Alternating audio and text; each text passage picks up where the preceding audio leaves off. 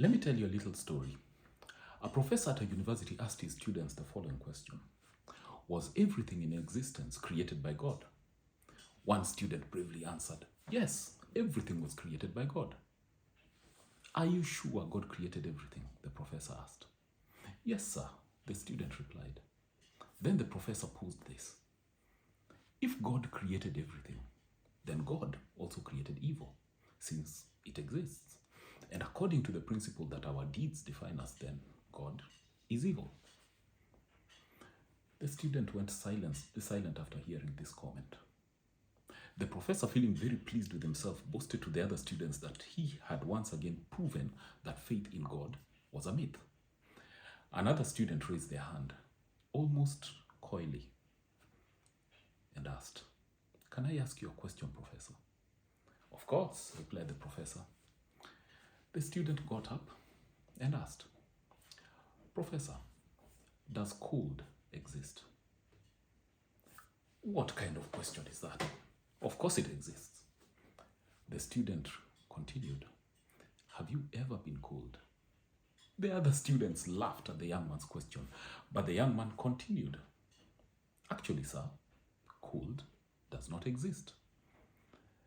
According to the laws of physics, what we consider cold is actually the absence of heat. A person or object can be inspected to determine whether it has or transmits energy. Absolute zero, which is negative 460 degrees Fahrenheit, is a complete absence of heat. At this temperature, all matter becomes inert and unable to react. Cold does not exist. We created this word to describe what we feel in the absence of heat." The student, now feeling emboldened, continued, "Professor, does darkness exist?" "Of course it exists." "You're wrong again, sir," the student posed. "Darkness also doesn't exist. Darkness is actually the absence of light.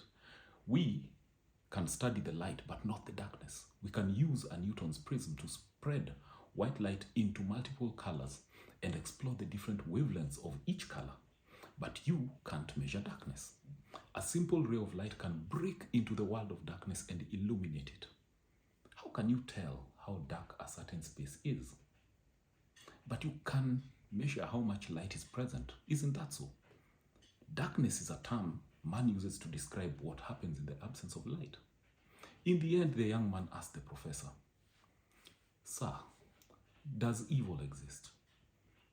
This time, it was uncertain. The professor answered, "Of course, as I said before, we see evil every day. Cruelty, numerous crimes and violence throughout the world. These examples are nothing but a manifestation of evil." To this, the student answered, "Evil does not exist, sir, or at least it does not exist for itself.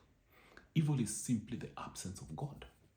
It is like darkness and cold, a man-made word to describe the absence of God. God did not create evil. Evil is not faith or love, which exist as light and warmth.